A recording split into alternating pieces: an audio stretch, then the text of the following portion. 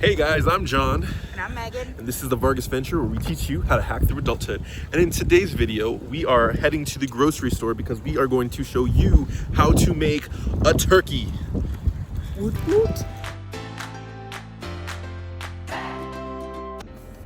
Okay, so it is windy and cold outside, but we're heading to the grocery store because Megan has her grocery list on things to buy. So any tips? Write all your ingredients down on a list so that way you don't forget any. Because the worst part is starting your turkey on Thanksgiving morning and realizing you don't have all the ingredients. Because guess who has to go back to the store 3 times to get the same thing? Okay, so we're at the turkey, and Megan is looking to select one. Which one are you looking for? A 14-pound turkey.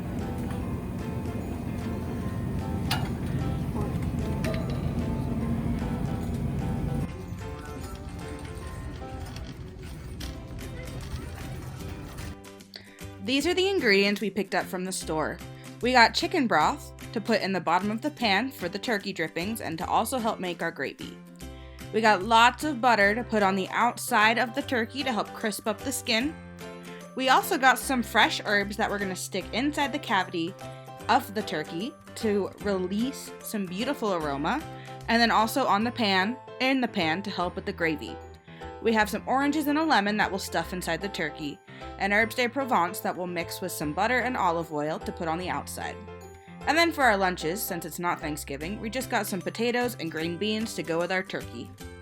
Right now we have our turkey sitting in a water bath to help it defrost.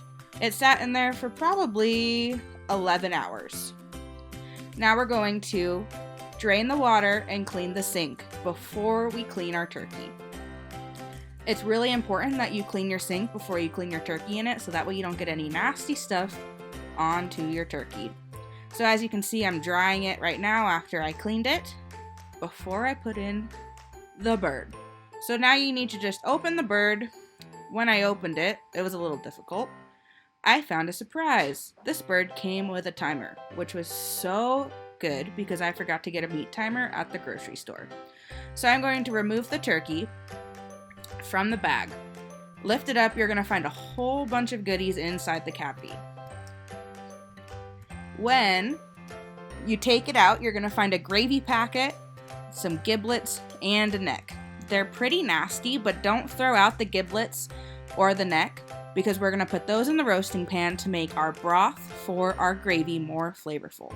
The gravy packet you can just throw away. We don't need that. We're going to make our own gravy packet. The inside of your bird might still be a little frozen, so you're going to have to pull a little bit harder to get the giblets out. And look at that neck. It's so gross. But let me tell you, make some really good gravy. So just put those aside and we'll put them in the pan later. Next, you're going to want to put the bird make sure there's nothing left in the cavity, then put your bird in the clean sink that you washed and rinse it with cold water. Get the front and the back of the bird underneath the wings, make it fly a little bit. And also you're going to want to fill up the cavity with water and let it drain out. You're just getting any leftover turkey juices out that you don't want. Once that is done, you can turn off your water. Make sure you clean your sink again because you just had a raw bird in there and we don't want to spread salmonella, especially not this year. Then wash your hands after you got done touching a raw turkey for the next step. We're going to pat our turkey dry with paper towels. This will help make the skin nice and crispy. You don't want a turkey with gross, chewy skin. That's going to make everyone lose their appetite. So make sure you pat under each wing, each leg, and the top. Now I'm cutting the onion, the oranges, and the lemon that will stuff inside the turkey.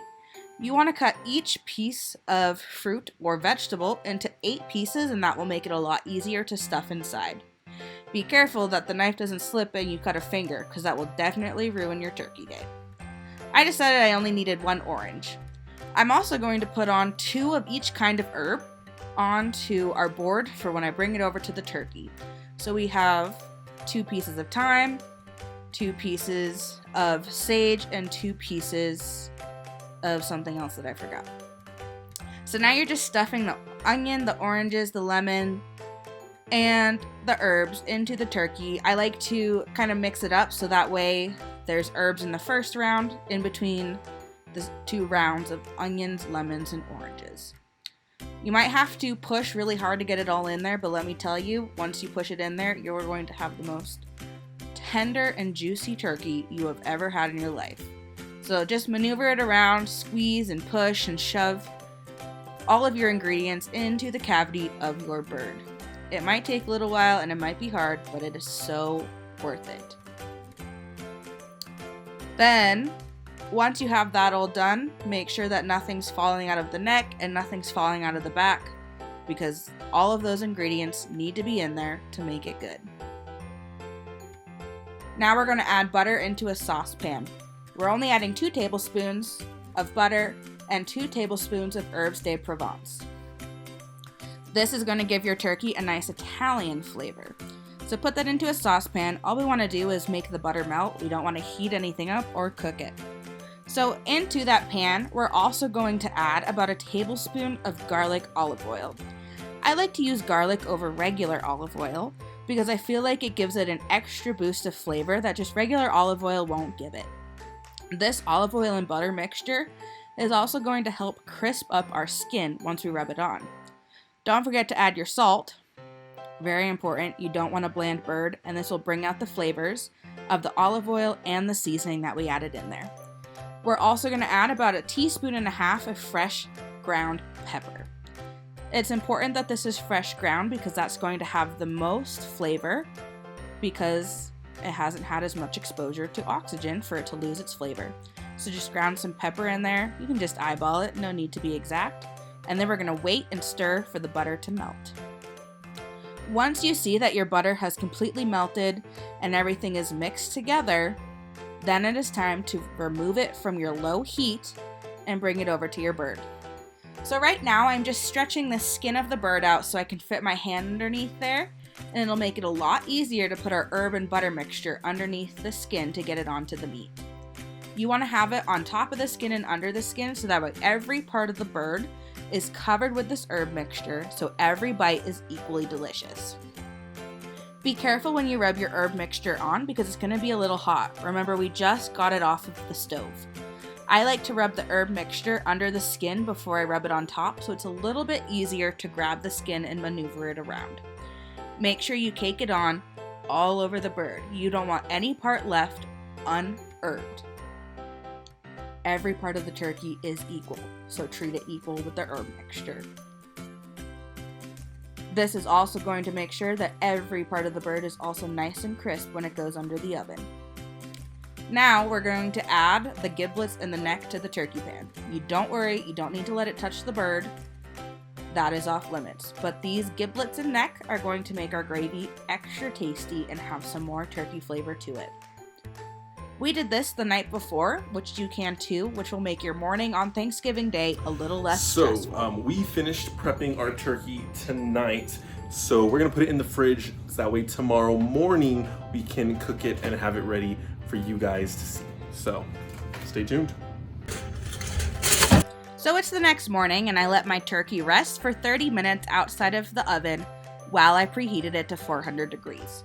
We didn't have any cooking twine to wrap the legs up, so I just rolled up a large piece of tin foil and wrapped it around the legs of the turkey to keep the turkey together and keep the inside stuffing part with the onion and the fruits inside the turkey while it cooks. This is a nice little hack so that way you don't have to spend money on that. Now I'm just going to add broth to the pan for the drippings and to keep it moist along with herbs, and cover my turkey with the breast of my turkey with tin foil to keep the skin of the breast getting browned too quickly. This will make your turkey look picture perfect at the end of the cooking time. It's important that you add these herbs to the bottom of the pan for your delicious gravy you'll make when your turkey is done. So now the turkey is going into the oven. You're going to let this cook for about an hour at 400 degrees before you add more broth to your pan and you take the tinfoil off the breast and reduce your temperature in your oven to 350 degrees. Then you're going to let it cook for about another hour and a half to 2 hours until your little timer pops up telling you that your turkey is completed. And we just got back from church. So for the grand opening. Oh yeah, don't forget your mitts. Now that is what I'm talking about. So now you're going to take your turkey out of the pan and put it on a cookie sheet or a baking pan, whatever you have available. It can be a little difficult to take it out of the pan, so be careful and be patient. Then you're going to tent it with tin foil and let it rest for 30 minutes before you cut into it. If you cut into it too early, all the juices will run out and it won't be juicy. So just let it rest in the counter until you're ready to carve. Okay, so that was how to make a roasted turkey. So we hoped that when your Thanksgiving comes rolling along, you impress your guests with a solid tasting turkey. And this recipe I give 5 out of 5 Johnnies. Woot. It was really good. I ate it off camera. Comment down below what your favorite Thanksgiving food is. And don't forget to like and subscribe, and that way you can get notified when there's other videos like turkey recipes or other life hacks to help you get through adulthood. In the meantime, adios.